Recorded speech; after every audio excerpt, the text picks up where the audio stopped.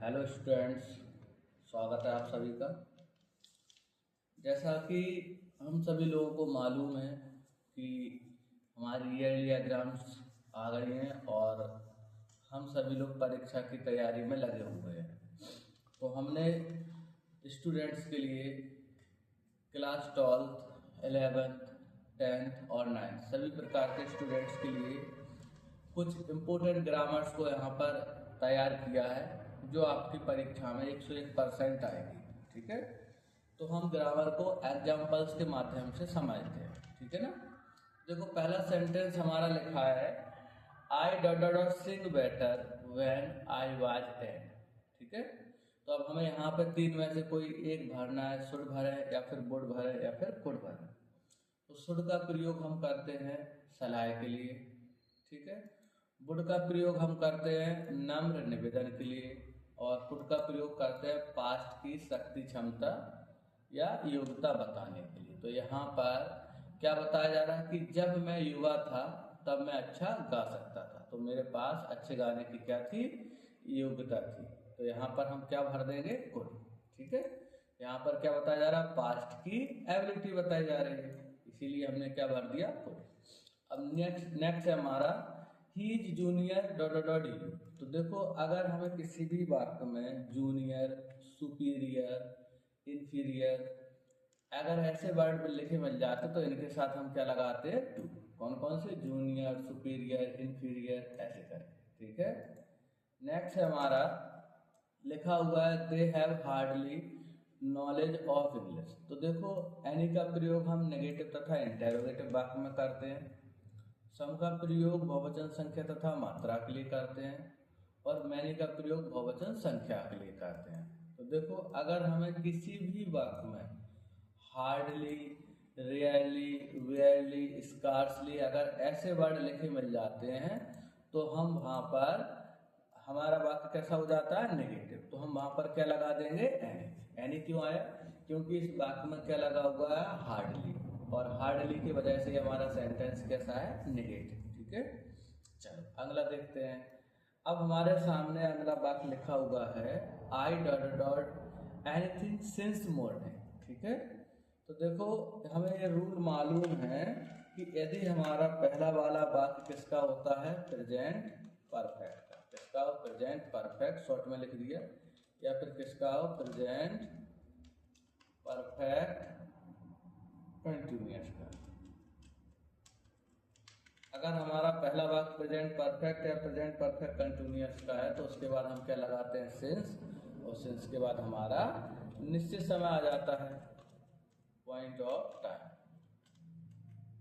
ठीक है, तो इसी वजह से हम यहाँ पर देखे जरा क्या लगा होगा, ऊपर वाक्य में लिखा हुआ है I dot dot anything since morning. तो सिंस के बाद निश्चित समय लगा हुआ है, तो यहाँ पर हम भरेंगे कौन सा, या तो हमारा वाक्य प्रेजेंट परफेक्ट होगा या फिर हमारा वाक्य होगा प्रेजेंट परफेक्ट कंटिन्यूअस। तो यहाँ पर हमने हेल्पिंग वर्ब देखी, यहाँ पर डिड नॉट लगाए, ये तो पास्ट की है, ये नहीं आएगी।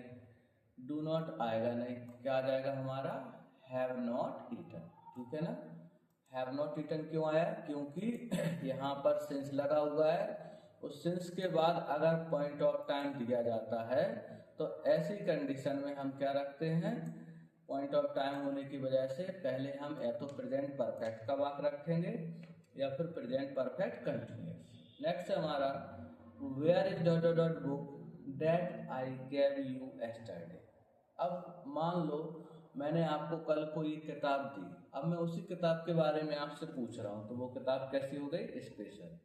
और हमें पता है कि आर्टिकल ए का प्रयोग हिंदी के व्यंजन का से लेके ज्ञानी तक करते हैं, एन का प्रयोग आ से आ तक करते हैं और दा का प्रयोग करते हैं स्पेशल के लिए। तो इसी वजह से हमने यहाँ पर क्या लगा दिया, दा।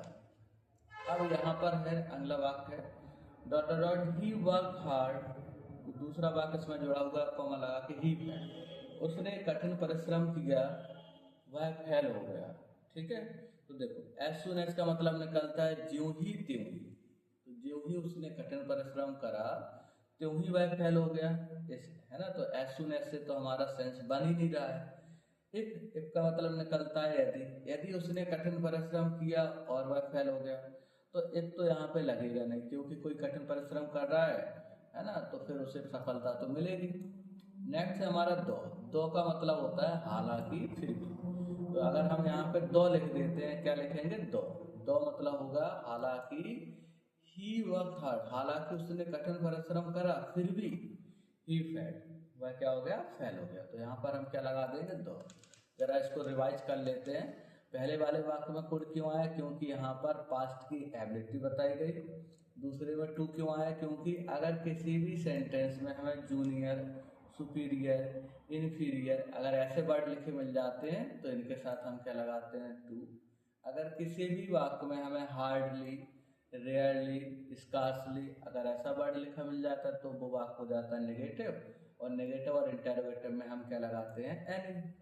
सिंस के बाद अगर निश्चित समय दिया गया है तो उससे पहले हमारा प्रेजेंट परफेक्ट का वाक्य आता है या फिर प्रेजेंट परफेक्ट कंटिन्यूअस का आता है, इसलिए हमने यहाँ पर क्या लगा दिया? Have not. ठीक है, यहाँ पर बुक स्पेशल थी इसलिए हमें पता है स्पेशल के लिए हम क्या लगाते हैं? द। और यहाँ पर हमने क्या लगा दिया? दो। हालांकि ही वर्क हार्ड ही फेल, उसने कठिन परिश्रम करा फिर भी वह फेल हो गया। ठीक है, चलो अब डू है डायरेक्ट हम सॉल्व करते हैं। देखो बिकॉज का प्रयोग हम कहाँ करते हैं? पहले रखते हैं हम मुख्य वाक्य, फिर रखते हैं बिकॉज, फिर रखते हैं आश्रित वाक्य। ऐसे रखते हैं ना? ऐसा नहीं करते। पहले हम क्या रखेंगे? आश्रित वाक्य, फिर क्या रखेंगे? बिकॉज, और फिर क्या रखेंगे? मुख्य वाक्य, है ना। तो आश्रित वाक्य क्या होता है? कोई ऐसा वाक्य जिसमें कोई काम होने का कारण ना पता चले, तो वो हो जाता है हमारा आश्रित वाक्य। और मुख्य वाक्य क्या होता है? जिसमें हमें कारण पता चल जाए, तो वो हो जाता है हमारा मुख्य वाक्य। तो देखो ऐसे हमने कहा ही फेल, यहाँ पे हम क्या बनाएंगे? आंसर हमारा बनेगा ही फेल, वह फेल्ड हो गया। क्या हो गया? फेल। अब फेल क्यों हो गया? क्योंकि हमें पता ही नहीं चल रहा है कारण। तो ये हमारा कौन सा वाक्य है? आश्रित वाक्य। और फिर हम क्या लगाएंगे? बिकॉज, और बिकॉज के बाद हम क्या रखेंगे? मुख्य वाक्य। He did not study well। ठीक है, तो हमें क्या पता चला? पहले हम क्या रखते हैं? बिकॉज। ठीक है, और बिकॉज के जस्ट बाद क्या आता है? देखो जरा हम यहाँ पे लिख देते हैं आप लोगों के लिए।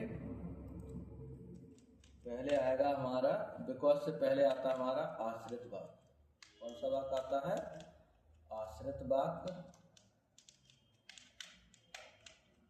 फिर आता हमारा बिकॉज, और बिकॉज के जस्ट बाद आ जाता हमारा मुख्य वाक्य। कौन सा वाला वाक्य? मुख्य वाक्य। ठीक है, तो हमें ध्यान रखना है बिकॉज बहुत ही इम्पोर्टेंट है।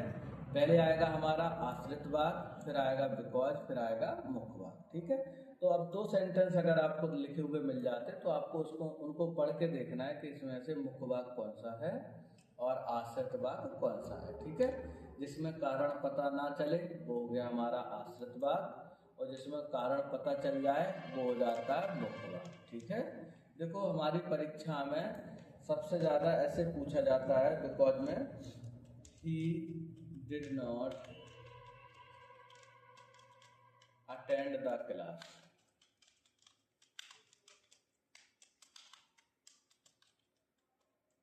एक वाक्य रखा, दूसरा रख दिया ही वाज इन। अब हम कहेंगे आपसे combine the sentence use of because. तो हम क्या रखेंगे? बिकॉज से पहले क्या रखेंगे? आश्रित वाक्य। तो आश्रित वाक्य क्या है यहाँ पे? He did not attend the class. ठीक है, फिर क्या रखेंगे हम? Because he was in. तो क्या पता चला हमें? उसने क्लास को अटेंड नहीं किया क्योंकि वह बीमार था। तो बिकॉज से पहले क्या आता है? आश्रित वाक्य, और बिकॉज के बाद क्या आता है? मुख्य वाक्य। ठीक है, अब नेक्स्ट है हमारा, इसको हमें करना है चेंज इनटू नेगेटिव। अब हम नेगेटिव करें तो हमें ये देखना है कि यदि हमारा दिया गया सेंटेंस, ठीक है, तो हमें ये देखना है कि जो सेंटेंस हमें दिख रहा है उसमें करना क्या है। देखो क्या पता चले नेगेटिव करना कैसे हमें कौन से वाक्य को हम कैसे नेगेटिव करें हम सिखाते हैं आपको। अगर हमारे किसी भी वाक्य में क्या लगा हुआ है, डू लगा हुआ है अकेला, या फिर क्या लगा हुआ है, डज लगा हुआ है, या फिर क्या लगा हुआ है, डिड, और उसको हम नेगेटिव करेंगे तो इसके जस्ट बाद हम क्या रख देंगे, नॉट, और इसके जस्ट बाद हमें क्या रखना पड़ता है, डू। जैसे चेक करते हैं, he does his work, negative करेंगे तो कैसे बन जाएगा, ही डज। देखो किसी भी वाक्य में अगर हमें डू या डज या डिड अकेला मिल जाता है और हम उस वाक्य को नेगेटिव करेंगे तो उसके बाद हमें क्या लगाना पड़ता है, नॉट, और फिर क्या लगाना पड़ेगा, डू। ठीक है, और इसके बाद हम क्या रख देंगे, बाकी वाक्य को ज्यों के ज्यों रख देंगे। ठीक है, अब हमें डू क्यों लगाना पड़ता है, क्योंकि हमें पता है कि डू मीन्स होता है काम करना। ठीक है, तो डू हो गया हमारा फर्स्ट फॉर्म, इसका सेकेंड फॉर्म क्या होता है, डिड, और थर्ड फॉर्म क्या होता है, डन। ठीक है, तो इसी वजह से हमें यहाँ पर क्या लगाना पड़ता है, फर्स्ट फॉर्म, है ना, क्योंकि जो हमें डज दिख रहा है, हमें पता है कि यदि किसी भी वाक्य में अगर हमें डू या डज या डिड अकेला मिला तो वो क्रिया की तरह काम करता है ना, किसकी तरह काम करता है, वर्ब की तरह। ठीक है, और अगर उसके बाद नॉट लगा है तो वो किसकी तरह काम कर रहा है, हेल्पिंग वर्ब की तरह, मतलब सहायक क्रिया की तरह। ठीक है, तो ये वाला सेंटेंस बहुत ही इंपॉर्टेंट है, परीक्षा में बहुत ज़्यादा पूछा जाता है। ठीक है, अब दूसरा हमें ये पता चल जाए कि हमारा दिया गया सेंटेंस प्रेजेंट का है या पास्ट का है ना, तभी तो हम उसको नेगेटिव कर पाएंगे। तो देखो यदि किसी भी सेंटेंस में हमें कुछ ऐसी वर्ब लिखी मिल जाती हैं जिनका फर्स्ट फॉर्म और सेकंड फॉर्म और थर्ड फॉर्म सेम होता है, जैसे कहीं पे कट लिखा मिल जाता है, तो मान लो कट की तीनों फॉर्म क्या होती हैं, सेम होती हैं, कट कट कट।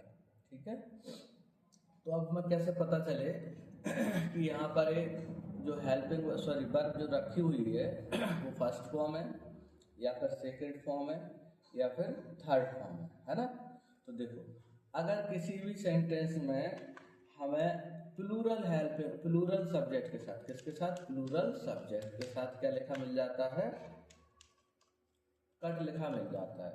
ठीक है, तो वो सेंटेंस हमारा प्रेजेंट का भी हो सकता है, पास्ट का भी हो सकता है। प्लूरल सब्जेक्ट क्या होते हैं, बहुवचन करता है, आई वी यू दे, इन्हें हम क्या बोलते हैं, प्लूरल सब्जेक्ट। ठीक है, अब मान लो हमें प्लूरल सब्जेक्ट के साथ कट लिखा मिल जाता है, जैसे हमने कहा कट वेजिटेबल्स लिख देते हैं। ठीक है, तो अब हमें कैसे पता चले कि प्रेजेंट का वाक्य है या पास्ट का। तो देखो यदि प्लूरल सब्जेक्ट के साथ हमें ऐसी कोई वर्ब मिल जाती है जिसके तीनों फॉर्म सेम हैं तो हम उसको प्रेजेंट इंडेफिनिट मान लेते हैं, क्योंकि बहुवचन कर्ता अक्सर तो वर्ब की फर्स्ट फॉर्म आती है।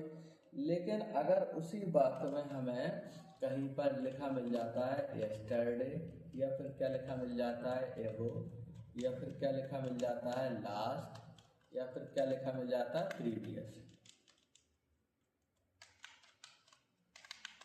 अगर हमें ऐसे कोई है ना वर्ड लिखा मिल जाता है तो ये किसको आइडेंटिफाई कराता है, पास्ट इंडेफिनिट, इसको आइडेंटिफाई कराता है पास्ट इंडेफिनिट। तो देखो इस सेंटेंस में ऐसा कोई वर्ड लिखा है क्या, लास्ट में यस्टरडे, एगो, लास्ट, प्रीवियस नहीं लिखा है, तो हम इसको मान लेंगे प्रेजेंट इंडेफिनिट। और कहीं अगर इसके साथ हम ऐसे लिख देते हैं, क्या लिख देते हैं, यस्टरडे। ठीक है,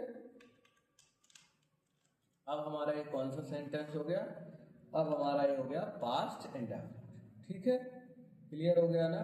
देखो यहाँ प्लूरल सब्जेक्ट का मतलब क्या है, जैसे कहीं पे क्या लिखा हुआ है, आई लिखा हो, क्या लिखा हो, या तो आई लिखा हो या फिर बी लिखा हो या फिर यू लिखा हो या फिर दे लिखा हो, इनको हम क्या बोलते हैं, प्लूरल सब्जेक्ट। तो इनमें से कोई भी अगर एक कर्ता लिखा हुआ है और उसके साथ हमें ऐसी कोई ऐसी कोई वर्ब मिल जाती है जिसके तीनों फॉर्म सेम है, तो हम लास्ट में क्या देखेंगे, उसके साथ क्या लिखा है, अगर उसके साथ लिखा हुआ है यस्टरडे, एगो, लास्ट, प्रीवियस, तो हम समझ लेंगे वो सेकंड फॉर्म है। अगर यस्टरडे, एगो, लास्ट, प्रीवियस वर्ड नहीं लिखा हुआ है तो हम समझ लेंगे कि वो प्रेजेंट इंडेफिनिट वाक्य है। ठीक, अगर हम ऊपर वाले वाक्य को नेगेटिव करेंगे तो क्या हो जाएगा, I do not cut vegetable. ठीक है ना, क्लियर हो गया। अगर इसी वाक्य में हम क्या जोड़ देते हैं, इसी वाक्य को मैंने फिर से उठाया और इस वाक्य में मैंने क्या जोड़ दिया, यहाँ पर yesterday जोड़ दिया। क्या जोड़ दिया? yesterday। अब अगर हम इस वाक्य को नेगेटिव करेंगे तो क्या बनेगा? I did not cut vegetable। ठीक है ना? क्लियर हो गया। तो यहाँ डिड नॉट क्यों आया? क्योंकि इसमें क्या लिखा हुआ था? yesterday। और यहाँ डू नॉट क्यों आया? क्योंकि यहाँ पर कोई कीवर्ड नहीं लिखा हुआ था जो ये शो कर देता है कि सेंटेंस पास्ट का है। ठीक है ना? और अभी हमें यहाँ पे क्या और लगाना पड़ेगा लास्ट में? yesterday। ठीक है ना? क्योंकि हमें कोई वर्ड हटाना तो था नहीं, हमने तो क्या देखा? सेंटेंस को पहचाना। yesterday लगे होने की वजह से ये वाला वाक्य हमारा हो गया पास्ट इंडेफिनिट। इसी वजह से हमने इसके साथ क्या लगा दिया? Did not. और यहाँ पर yesterday नहीं लगा था, yesterday, ago, लास्ट, प्रीवियस, तो इस वजह से हमारा सेंटेंस था प्रेजेंट इंडेफिनिट का, इसलिए हमने क्या लगा दिया? डू। ठीक है ना? तो हमें पता चल गया कि कब हमारा ये फर्स्ट फॉर्म है और कब हमारा सेकेंड फॉर्म है। दूसरा सेकेंड फॉर्म को हम ऐसे भी पहचान लेते हैं कि अगर मान लो सिंगुलर सब्जेक्ट के साथ यहाँ पे कट लिखा होता है। ठीक है? क्या लिखा होता? कट। अगर हमारा एक वचन कर्ता के साथ कट लिखा होता तो हमें ये पता चल जाता कि हमारा वाक्य जो है प्रेजेंट का है या पास्ट का है, क्योंकि हमें पता है प्रेजेंट इंडेफिनिट का अगर वाक्य होगा तो एक वचन कर्ता के साथ हम क्या लगाते हैं क्रिया में? एस या ईएस या आईईएस। और यहाँ पर क्रिया में एस या ईएस या आईईएस नहीं लगाए, इसी वजह से हमारा वाक्य कौन सा है? पास्ट इंडेफिनिट का। ठीक है? कैसे पता चला? क्योंकि यहाँ पर कट की तीनों फॉर्म क्या है? सेम है। ठीक है? तो अब अगर ये प्रेजेंट इंडेफिनिट होता तो यहाँ क्या लगा होता? एस, और यहाँ पर एस लगा नहीं, इसी वजह से पास्ट इंडेफिनिट है। ठीक है ना? क्लियर हो गया ना? वर्ब की कौन सी फॉर्म है? Second form. इसको हम नेगेटिव करेंगे तो क्या हो जाएगा? सी डिड नॉट कट वेजिटेबल। ठीक है ना? कैसे होगा? क्योंकि यहाँ पर क्रिया में एस या ईएस या आईईएस नहीं लगा था, इसी वजह से हमें ये पता चल गया कि हमारा सेंटेंस जो है पास्ट इंडेफिनिट का है। ठीक है? क्लियर हो गया इतना? चलो अब आते हैं हम अपने मेन सेंटेंस पर। तो हमारा मेन सेंटेंस जो है वो क्या लिखा हुआ है यहाँ पर? देखते हैं जरा। यहाँ पर हमारा मेन सेंटेंस लिखा है our dog white my friend. ठीक है? Sorry, bit my friend. अब हमें क्या पता है कि वाइट मीन्स होता है काटना, वाइट, बिट और बिटर। बिट भी लिख सकते हैं हम या बिटन भी कर सकते हैं। ठीक? तो हमें क्या पता चला? वाइट बिट, बिट भी कह सकते हैं या फिर बिटन भी कह सकते हैं। तो यहाँ पर ए डॉग लिखा हुआ है। ठीक है ना? तो एक वचन करता है, अगर ये प्रेजेंट इंडेफिनिट टेंस होता तो इसके साथ क्या लगा होता? क्रिया में एस। ठीक है ना? और एस कैसे लिखा होता? एस ऐसे लिखा होता BITES, क्योंकि वाइट तो फर्स्ट फॉर्म है। ठीक है ना? क्लियर है? उसी में तो हम एस लगाते। तो यहाँ पर क्या लिखा हुआ? वर्ब की सेकेंड फॉर्म, और सेकेंड फॉर्म होने की वजह से सेंटेंस को हम कैसे नेगेटिव करेंगे? आ डॉग डिड नॉट। ठीक है? अब बताइए वाइट लिखें या बिट लिखें? क्योंकि हमें फर्स्ट फॉर्म लिखना होगा तो क्या होगा? A dog did not wait my friend. ठीक है? क्लियर हो गया है? चलो आगे आ जाते हैं। No sooner dot dot them. ये हमारा बहुत ही महत्वपूर्ण है, क्लास 11th और 12th में सबसे ज़्यादा आता है। तो देखो नो सूनर क्या है? एक नेगेटिव एडवर्ब। क्या है नो सूनर?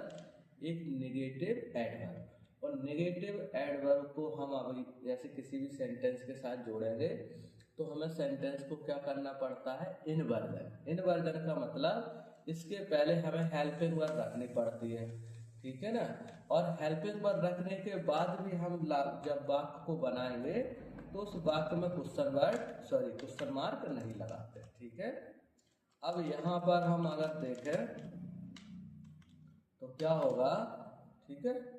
यहाँ पर देखें तो देखो, यदि किसी भी वाक्य में देखो जरा, यदि किसी भी वाक्य में नो सूनर दिया गया है और हम उसके जस्ट बाद क्या लगाते हैं? डू या फिर डज या फिर क्या लगाते हैं? डिड। तो हमें सब्जेक्ट के बाद क्या करना पड़ेगा? वर्ब का फर्स्ट फॉर्म। ठीक है? और उसके जस्ट बाद जो है, जैसे हम डू या डज या डिड रख देते हैं तो उसके बाद हम वर्ब का क्या करेंगे, फर्स्ट फॉर्म, और बाकी वाक्य को ज्यों के ज्यों छोड़ देंगे और फिर हम क्या लगाएंगे, देन। ठीक है, और देन के बाद हमें क्या रखना होता है, आश्रित वाक्य। क्या रखना होता है, आश्रित वाक्य। अभी आश्रित वाक्य क्या होता है, हम आपको पहले ही बता चुके हैं कि ऐसा वाक्य जिसमें कोई भी काम होने का कारण पता ना चले, उसको हम बोलते हैं आश्रित वाक्य। ठीक है, अब आपके मन में सवाल आ रहा होगा कि यहाँ पर हमने आपके सामने हेल्पिंग वर्ब जो लिखी हैं वो डू या डज या डिड ही क्यों लिखी है। ठीक है ना, क्योंकि यदि किसी भी वाक्य में, है ना, डू या डज या डिड लिखोगे आप, है ना, तो वहाँ पर हमें करना होगा वर्ब का फर्स्ट फॉर्म। इसीलिए एग्जामिनर जो है वो हमें क्या देता है, ऐसा कोई वाक्य देगा जिसमें हमें हेल्पिंग वर्ब डू या डज या डिड ही लगानी पड़े। ठीक है ना, क्योंकि कोई भी हेल्पिंग वर्ब अगर हम रखते हैं इन 3 हेल्पिंग वर्ब को छोड़कर, तो उनके साथ हम वर्ब का फॉर्म चेंज नहीं करते हैं। ठीक है, हम सेंटेंस तो बना ही लेंगे लेकिन हम वहाँ पे वर्ब का फॉर्म चेंज नहीं करते हैं तो वो सरल हो जाता है। और डू डज या डिड के साथ हमें वर्ब का फर्स्ट फॉर्म करना पड़ता है। ठीक है, और हम वर्ब का फर्स्ट फॉर्म करना भूल जाएंगे और हमारा वाक्य क्या हो जाएगा, गलत हो जाएगा। इसीलिए एग्जामिनर हमें क्या देता है, डू या डज या डिड वाला ही सेंटेंस देता है। ठीक है, चलो बनाते हैं। तो देखो, अगर हम देखें तो क्या पता चला, नो सूनर के जस्ट बाद हम क्या रखेंगे, नो सूनर के जस्ट बाद हम रखते हैं मुख्य वाक्य। कौन सा वाला वाक्य, मुख्य वाक्य। और फिर हम क्या रखेंगे, डू या डज या डिड, फिर सब्जेक्ट रख देंगे और इसके बाद हम क्या रखेंगे, वर्ब का फर्स्ट फॉर्म। ठीक, और फिर वर्ब के फर्स्ट फॉर्म के बाद बचा हुआ वाक्य ज्यों को ज्यों रख देंगे और देन लगाकर हम क्या लगा देंगे, आश्रित वाक्य। ठीक है, देखो हमारी परीक्षा में सबसे ज्यादा ये वाला सेंटेंस पूछा जाता है, द थीफ सा द पुलिस। ठीक है, एक वाक्य आएगा, दूसरा वाक्य आएगा ही रैन अवे। ठीक है, अब हम कहेंगे combine the sentence use of no sooner dot dot dot than. तो हम सबसे पहले क्या लगाएंगे, नो सूनर। ठीक है, अब हमें पता है कि नो सूनर क्या है, नेगेटिव एडवर्ब है और इसके जस्ट बाद हमें डू या डज या डिड में से कोई हेल्पिंग वर्ब लगानी पड़ेगी। और डू डज डिड ही क्यों बोला, क्योंकि इसके जस्ट बाद जो सब्जेक्ट आएगा उसके बाद हमें लगानी पड़ेगी वर्ब की फर्स्ट फॉर्म, और हम वर्ब की फर्स्ट फॉर्म लगाना भूल जाएंगे, हमारा सेंटेंस क्या हो जाएगा, गलत। ठीक है ना, तो देखो इसमें मुख्य वाक्य कौन सा है जिसमें कारण पता चल रहा है, कारण क्या पता चल रहा है, द थीफ सादा पुलिस, चोर ने पुलिस को देखा, और दूसरा वाक्य लिखा हुआ है ही रैन अवे, वह भाग गया, है ना। तो मुख्य वाक्य कौन सा है, द थीफ सादा पुलिस। ठीक है, तो इसको बनाएंगे तो क्या हो जाएगा, no sooner did the thief see the police. ठीक है, और देन लगाकर हम आश्रित वाक्य से बिल्कुल भी नहीं बोलेंगे, ज्यों के ज्यों रख देंगे। ठीक है ना, क्लियर हो गया। देखो क्या करा हमने, सबसे पहले रखा नो सूनर, नो सूनर के जस्ट बाद हमने सेंटेंस को पहचाना, हमारा वाक्य कौन सा था, पास्ट इंडेफिनिट का, क्योंकि यहाँ पर वर्ब की सेकेंड फॉर्म लगी थी, इसलिए हमने यहाँ पर क्या रख दिया, डिड। सब्जेक्ट को ज्यों के ज्यों रखकर हमने वर्ब की क्या लगा दी यहाँ पर, फर्स्ट फॉर्म। ठीक है, और बाकी वाक्य को ज्यों के ज्यों छोड़ दिया, देन लगाकर फिर हमने क्या लगा दिया यहाँ पर, आश्रित वाक्य। ठीक है ना, क्लियर हो गया। अब दूसरा हमारा एक प्रयोग है, जैसे एज सून एज का, किसका है, एज सून एज। तो एज सून एज के बाद जो है, एज सून एज के बाद आता हमारा, पहले आएगा मुख्य वाक्य।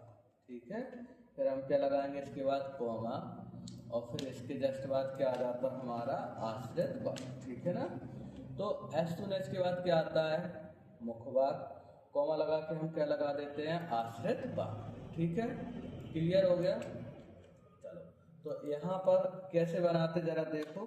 ठीक है, अब हमने आपको एज सून एज बीच में क्यों रख के दिखाया, कारण ये कि यहाँ से हमें उस सेंटेंस को बनाने में सुविधा होगी। ठीक है, चलो बना के चेक करते हैं। देखो, जैसे हमने एक सेंटेंस रखा, आई सा द स्नैक, दूसरा सेंटेंस रखा आई फियर। ठीक है, अब हम कहेंगे combine the sentence use of as soon as. तो हमें पता है क्या रखेंगे, सबसे पहले एज सून एज। ठीक है, फिर इसके बाद हम रखेंगे मुख्य वाक्य। ठीक है, और इसके जस्ट बाद हम क्या रख देंगे, आश्रित वाक्य। ठीक है, तो हमने सबसे पहले क्या रखा, एज सून एज, फिर रख दिया मुख्य वाक्य, फिर हमने कॉमा लगा के क्या रख दिया, आश्रित वाक्य। ठीक है, मुख्य वाक्य क्या होता है, जिस वाक्य में कारण पता चल जाए, है ना, वो होता है हमारा मुख्य वाक्य, और जिस वाक्य में कारण पता ना चले वो होता है हमारा आश्रित वाक्य। ठीक है, इतनी चीज क्लियर है। चलो अब हम यहाँ पर देखें तो एज सून एज हमारा कहाँ लगा हुआ है, पहले। ठीक है, और एज सून एज के बाद क्या लगा हुआ है, मुख्य वाक्य, और कॉमा लगा के क्या लगा हुआ है, आश्रित वाक्य। ठीक है, चलो इस सेंटेंस को अगर हम सॉल्व करेंगे तो कैसे सॉल्व करेंगे, देखो एज सून एज जो हमारा लगा हुआ है, ठीक है ना, तो एज सून एज के बाद तो पक्का है ना कौन सा वाक्य होगा, मुख्य वाक्य। ठीक, तो देखो यहाँ पर हम कैसे बनाएंगे, सबसे पहले हमें लगाना पड़ा नो सूनर। ठीक है, क्लियर हो गया। अब नो सूनर के जस्ट बाद हमें, क्योंकि नेगेटिव एडवर्ब है इसी वजह से हेल्पिंग वर्ब लगानी पड़ेगी, इन्वर्जन करना पड़ेगा। तो यहाँ पर क्रिया में क्या लगा हुआ है, एस, इसी वजह से सेंटेंस हमारा है प्रेजेंट इंडेफिनिट का। इसको हम क्या रख देंगे, प्रेजेंट इंडेफिनिट की होने की वजह से क्या रख दिया हमने यहाँ पे, डज।